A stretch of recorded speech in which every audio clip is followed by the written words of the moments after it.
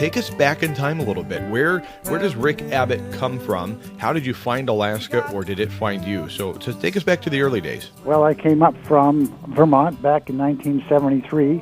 My wife and I and 14-month-old daughter came up in a 71 Cutlass convertible and put a trailer on the back of that. We still have that convertible. Within 2 weeks, I was working at Superior Building Supply there in the heart of Soldotna, across from what's now Bailey's Furniture. Wow, and then, of course, Superior, those that have been around a while know that later became SBS, and that's where you're still at Spenard Builder Supply. Right. Yeah, we built this store here in 78, and it became Spenard Builders in 1980. I cannot let this go, though. So you drive up in a convertible, and you got a 14-month-old. This is very, very similar to what my grandparents, go back 25 years or so, and they were coming up in a vehicle with a small baby and so forth, and their family thought they were just insane. What about yours? Yeah, my folks kind of thought the same. We put a crib mattress in the back seat, and Sarah played there across the can, and we didn't have any restraints, but she survived. So you get up here in the early 70s, and obviously Alaska has been your home. And is there any doubt in your mind that this was the place you were meant to come and live and raise your family? I'll tell you, we are so thankful for being here. This is I always tell the folks in Anchorage, you drive from Anchorage to Soldotna, and there's that little curve there halfway to Soldotna, and there's a bridge that we always say we're on the right side of hope. I really want to talk about the treatments you received, Rick, and what are often referred to as, I think, alternative medicines and so forth, and going to Mexico. But if you would, and not everybody's able or willing to talk in depth about their illness, but if you would take us back to, walk me through the day that you found out and you got the diagnosis to begin with. What was that like, and what was going through your mind at that time? Well, I had neuropathy in my legs, and the oncologist from Anchorage had come down to talk to Phoebe and I and the results of those tests, and she sat across from Phoebe and I and said, well, we're going to talk about something other than those results. You have lymphoma and leukemia, just like that. And my goodness, what a surprise.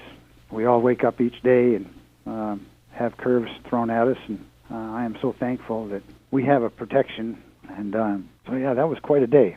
Well, did you immediately go into a state of fear, shock, denial? What were you thinking about in that moment, and did you understand fully what those diseases, those illnesses were? Oh, I did not know all of the ramifications. I knew very well what lymphoma was. I knew what leukemia was. I didn't know the depths of those things, other than folks that had passed away from those, the folks that had been treated for those. But and those were dreaded things to have. But no, had no fear. I had no shock. I had no anger. It was just passed at me very straightforward. The only thing I had, I guess, as she started to talk a little bit, was, and I've explained that to some folks, I did have a feeling like kind of like a mother hen wanting to put a wing over my wife. She was sitting there, and her face was a little pink, and I did want to protect her. I think as a man, that's a trait that I should have, and I did think about my kids, grandkids, and protective type feeling. And I did have those feelings, but I didn't have the fear thing at all. And I'm so thankful. I do have a strong faith, and that's helped me every day, absolutely every day. That's kept me from those dreaded things some folks have really struggled with. You then have to begin to analyze, Rick, what next? What do we do next? And so what was it like then going from the diagnosis, hearing it, and then on to, okay, here's what we can do about it? Well, the doctor had already talked to the Seattle Cancer Care Alliance Hospital in Washington. She'd spent quite a bit of time there. I said, well, what do we do? And that's basically the step I think we all should take. And she didn't have a resolve. I said, what's the best place to go? And gave me, I think, 2 or 3 different hospitals. She wanted to have a second opinion, and the closest, there was one other one that was, I think, a 6-month out time, but the one that we chose was this one in Seattle, which had a very, very high rating. Mm-hmm. And she had set up a team, quote unquote, of doctors that would be available. And so we went forth. The one thing that I wanted to do was to go back east and talk to our family. Really, really important. It was at one point my wife had talked to a very good friend of ours. My wife is very involved with taking care of our kids with lots of vitamins and other such pills, and we've always referred to it as leaves and twigs. I think our boys picked up on that. But good stuff. Uh-huh. Yeah. Gargling things that most folks would not want to gargle. At the end of the day, you felt better, and it was about a 50-50 chance as to whether you're going to feel better anyways, and we always thought, well, we'd let Mom accept the heroin feeling for that, but as it turned out, she actually was feeding us some pretty good stuff. Yeah, it sounds like it. And so did you before you went to Seattle then, and to see that team of doctors, did you go back east and square off with your family and talk with them? Oh, yes, but she had also inquired, because of a friend there in Sterling, she had inquired in regards to a certain hospital in Mexico, this International Biocare Hospital. So we had looked into that. We went back east. I'd lost my dad there when I was in the early 20s to cancer, and then I'd also lost a brother-in-law to cancer. And so it was a big deal to me to make sure that I went back and talked to family and had them know everything was going to be okay. It was going to be a win-win deal for me, whether I'm a pretty young guy at the time. I was 64, and whether if it got me or if it didn't get me, whatever we decided to do, God was in control. It was going to be okay. You're not afraid. You're afraid for them to live in fear, and so you want to put them at ease. Well, yeah, okay, yeah. Anyway, just a side note, just a sidebar commentary. I'm appreciating that very much. So then, well, you said you were researching this hospital in Mexico. Was that through the internet or phone calls? What was that like? Phoebe called down there and did some inquiring ahead of time. She had the blood information that was taken from this bone marrow test, which was pretty uncomfortable. Sent it down there. Got to talk to one of the doctors. I'm a lumber guy. I don't take a whole lot of time in researching this stuff.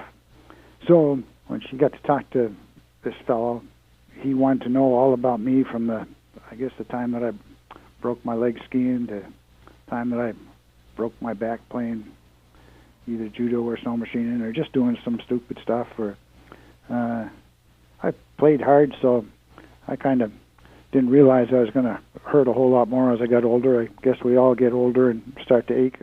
So he wanted to know all about Rick Abbott from the points before, and then obviously all about the results of my CLL and SLL lymphoma leukemia. And so Phoebe Abbott then is on the phone with this doctor in Mexico. Is he speaking English or is she speaking Spanish? Oh, yeah. I mean, he's got a bit of an accent because he's on the other side of the border. Quite a bit of an accent, but as I learned later, he sure can talk our language. A super nice guy. So he's getting background on you, Rick, and he's putting together medical history over the phone with Phoebe and on your behalf, and then at some point you have to ultimately make the decision that you're going to continue towards more about the American approach or the approach you were being offered here, or look into this. So once you had done a little more research with the Mexican facility, what were your conversations like then going forward with your local doctors? You got to understand, the folks up here are used to doing it the way they do it up here, and they're bound by what they're able to do up here. They don't have the means and the tools to do what they can do down there. And by up here, you mean in America, down there being Mexico? That's correct. Okay. Let me ask you something, because lots of people know that you and I were going to be conversing here, and people wanted to know, by and large, the number of people that have approached me wanted to know, well, the treatment, Rick, that you received and people read about in the Readout Reporter and possibly the Alaska Dispatch online, either of those stories, The treatments you received, and you're going to tell us about, but were those not available? Are those treatments just restricted in America, or just not looked at as something to be practiced and just not available that way? Or is it a regulation and restriction that keeps those treatments from being allowed here? Do you know? They were not available for the most part. Now, there are many parts of the treatments that are in part available here. For example, in Alaska, chelation is available in Alaska. It's outlawed in many states outside. The term chelation, if you use that outside, is unheard of. It's literally illegal in many states. In Alaska, we are blessed. We have doctors here on the Kenai Peninsula that are able to use chelation. It's a wonderful thing. So we have benefits already here in Alaska that are not available outside. I just saw on the internet this past week, I told Phoebe, I said, look at this. And it was literally this dendritic treatment, one of the treatments that I had. They were so excited on the internet that they were taking blood, going after your own blood to battle cancer. The very treatment that I had almost 2 years ago in Mexico.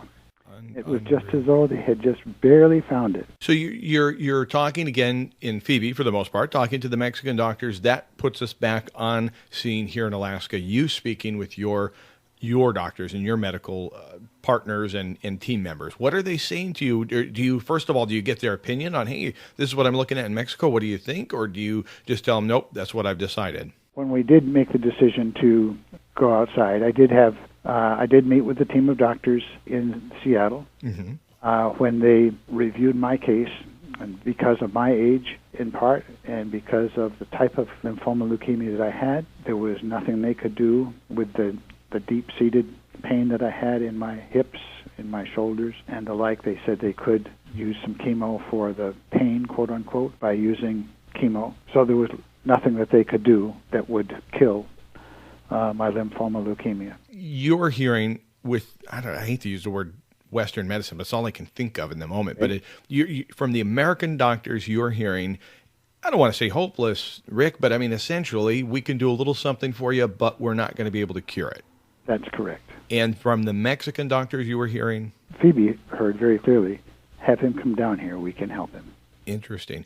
And I did read in the story that first introduced me to you, I did read optimism was part of the attraction. The optimism that whether or not they could or could not is obviously it was at that time yet to be determined. But optimism and hope were attractive to you. That struck a chord with you. Yeah, it just logic made it the right choice.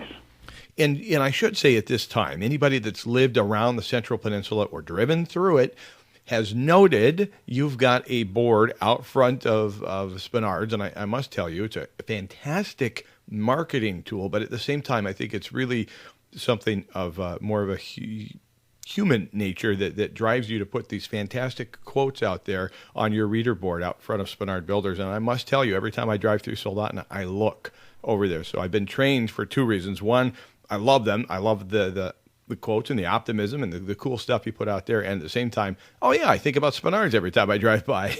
I don't know. I've thought about that sign over the years as being something to encourage folks with, and it's been a means that people have always looked at it for a positive reinforcement. In fact, I even thought, for this interview, I thought, well, a good quote would be, when God allows extraordinary trials, he gives extraordinary comfort.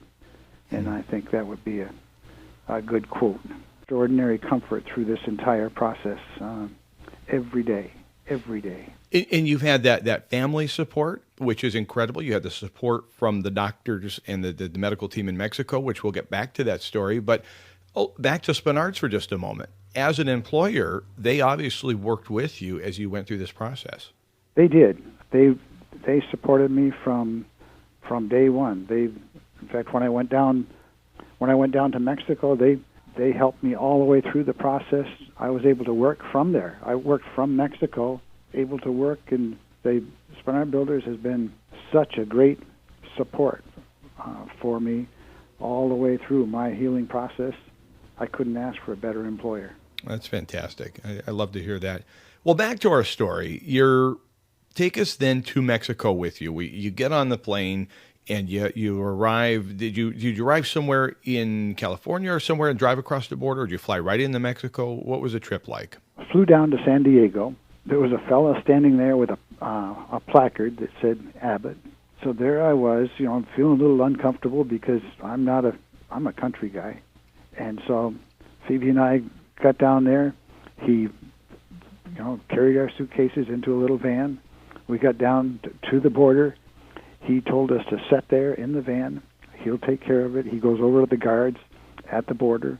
He says, you just stay right there. They probably won't even look in your luggage. And so he opens up the van all the way around, talks to the guards, and sure enough, we just sat there like real old people, which we weren't. And sure enough, he closes the van doors all the way around and drives off. He says, I didn't think they'd bother us.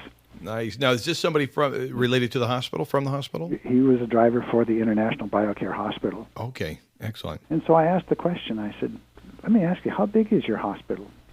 I said, so many people go to Mexico. But, surely, here we are just in Tijuana. He says, there's 5 hospitals that are larger, 4 that are about the same size, and 4 that are smaller. I said, okay, well, how safe is it? And he said, and this was interesting, there's a deal that was made between the drug cartel and the mayor, and I don't think he said mayor, but like we would call a mayor, and the businessmen. And this area is off limits. What a deal. It was a little area. It's a small hospital. It's a very humble hospital. I was very comfortable. It was really neat. My diet changed dramatically. Yeah, I wasn't eating moose and caribou. I changed to their type of food, and right off the bat, I was eating fruit and lots of vegetables and lots of lettuce and I was doing just what they said. And right off the bat, I was on an IV. They called it a clavicle port, right above my chest, and I had an IV, and just taking in lots of what they call chelation with different things.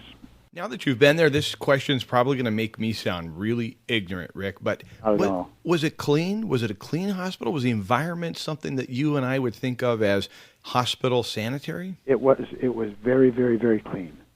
It was, without question, it was very, very clean. So you don't have any doubts as they're putting ports in your body and they're beginning to enter fluids and chemicals into you, or not chemicals, but I guess it's fluids of some nature, and you don't have any second doubts at this point. You just feel like you are in that embrace. You're there to heal. Sure at all, not at all.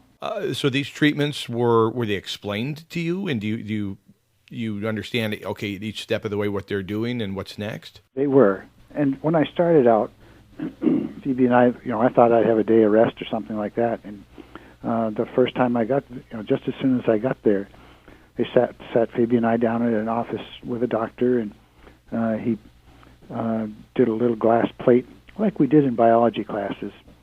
I didn't pay attention back then, but took a little glass plate and put a smear of blood, and rather than send it off to a lab and 3 days later you get the results, here we were literally in the lab on his desk, and they had a computer screen, and we looked. He said, we're going to look at your blood cells.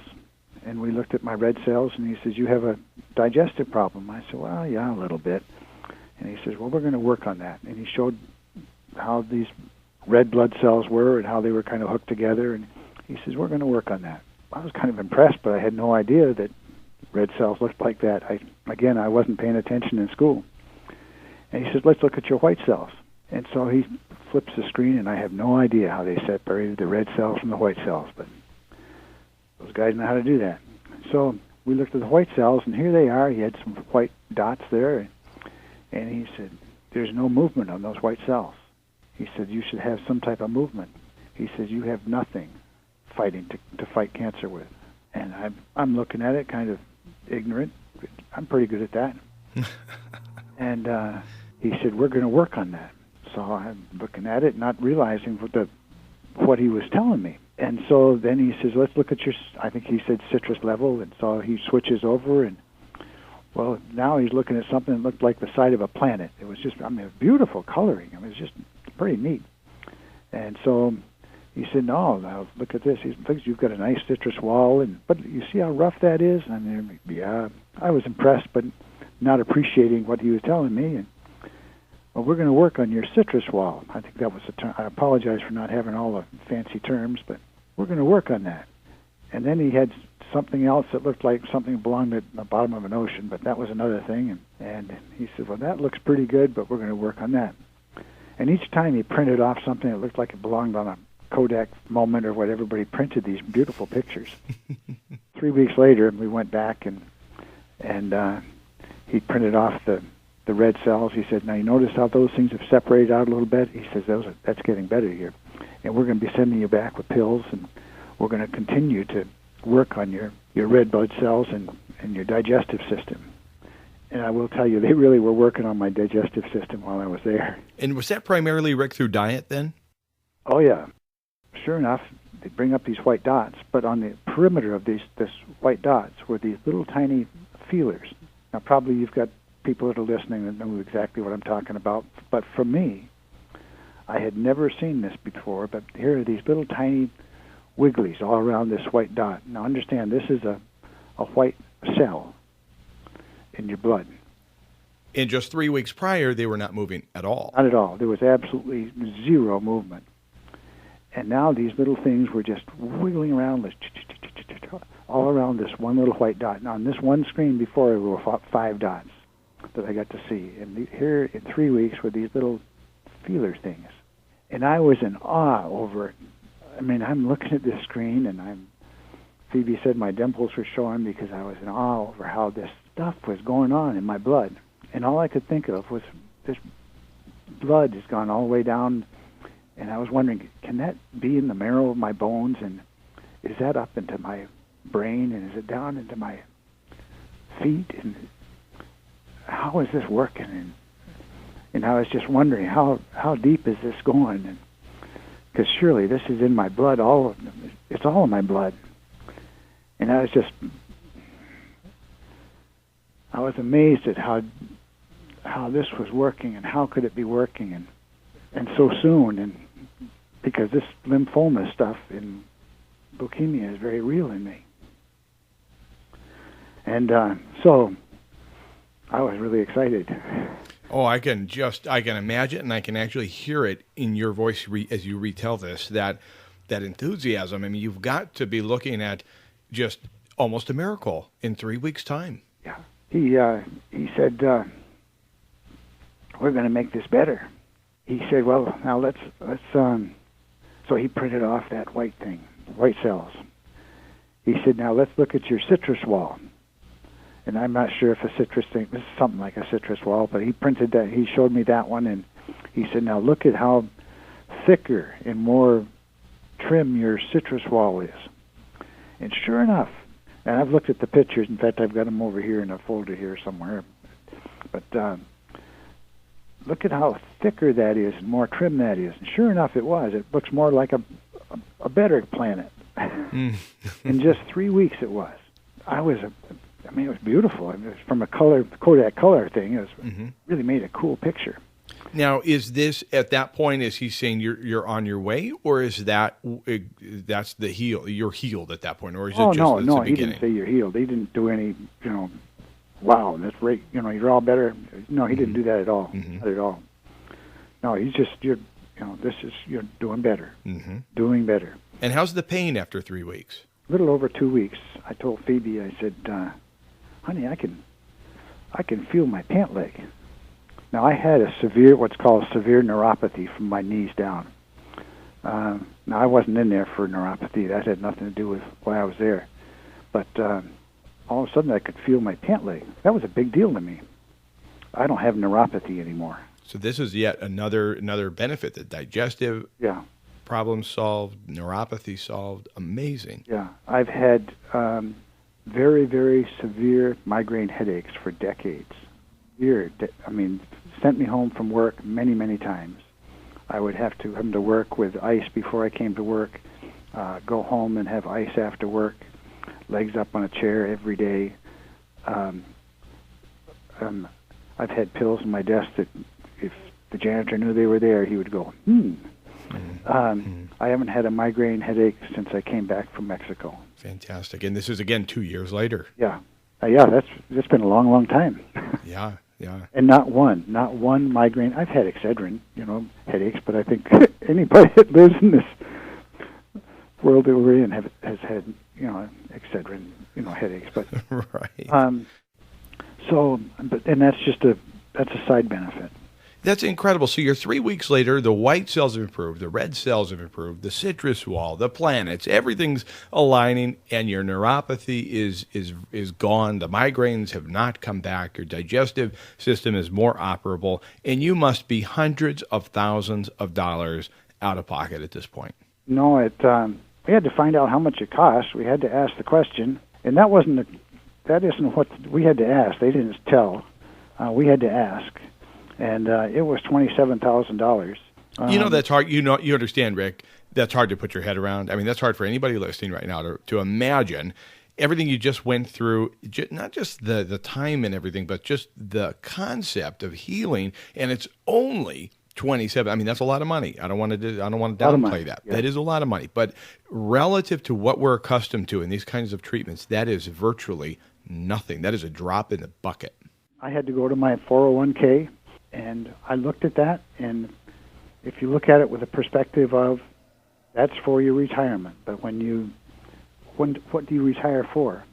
To be with your wife, your children, that's right, grandchildren, I guess with yourself, so you can be out in your garage and make little wooden people for whatever you do. Nice. Yeah, that's right. The lumber guy says, I like that. So you made the decision to tap into that and grab the $27,000 plus the expenses and so forth and say, I'm going to use this now so I can be alive and living and enjoying those retirement years. And then put money back into your 401k. That's right. Exactly. Well, real quick, you didn't make the decision based on money because for sure you have insurance. I mean, you have insurance and you had other alternatives, so money wasn't the factor. But I think it's worth highlighting the difference. Another person asked me when they knew I was going to be talking to you. They were, in fact, the person who sent me the article to begin with. Said, you got to read this. They wanted to know, when they found out I was actually going to be speaking to you directly, they said they wanted to know, Rick Abbott, after you've gone through what you've gone through in Mexico, the 3 weeks of the chelation and the other treatments and the follow-up treatment you received thereafter, and years now later of being cancer-free, living a better life, do you have any misgivings or any new revelations or thoughts about what we're doing in this country? Did it change your thought process as it pertains to the way we approach medicine here in our own country? I think that our country is starting to see the light, and I think that the one little thing that I saw on the internet that I mentioned earlier, that's a good question, and maybe that's just a little bit of the light. I'm on the Central Peninsula Health Foundation board here in Soldotna. We've got a wonderful hospital. It does so many terrific things. We just got done with a work session for a 3-year plan. And one of the things that we're concentrating on is a wellness center, trying to keep people out of the hospital. And the goal is to find ways, if only these things that, for example, the treatments that I had, if only they were available, I think this hospital would be first on board. I think things will change in the future, and I think they'll be allowed sooner than later. And you telling your story, I really admire that, because so often our health, our private dealings with survival, with our own medical ordeals is very private. It's very, it's not always worn on the shirt sleeve. And I so appreciate you sharing your story, you shedding the light on your faith, on your family-centric life, and the optimism with which you live, and the alternatives that you reached, the conclusions that you reached. And got to hand it, Phoebe is obviously the unsung hero in this whole story. She is my joy, I'll tell you that. She has been such a strength for our home, and she is a prayer warrior. she has been a blessing to us, I'll tell you that. And I think, Rick, and I say this with all sincerity, you're going to be a blessing on not just this community, but farther as your story spreads, and what you've gone through and your willingness to share it can only open more doors and opportunities for others that are going to be facing this same question, and hopefully your story will be possibly an answer for them. Okay, thank you. Lord bless you. I'm gonna take a walk up by the creek and have him sing his song to me. I will find a shaded sunny spot. I'll pull out my guitar and sing a simple song for you and me. Something like ooh, la da da da da dum da da da, singing ooh, la da da da da da. Well, it seems there are lots of songs about those 18-wheeler trucks, CBs and disco dancing, spaceships and such. And there's always lots of songs that are about hugging and kissing. But there ain't nothing on the radio that's anything like this, and it goes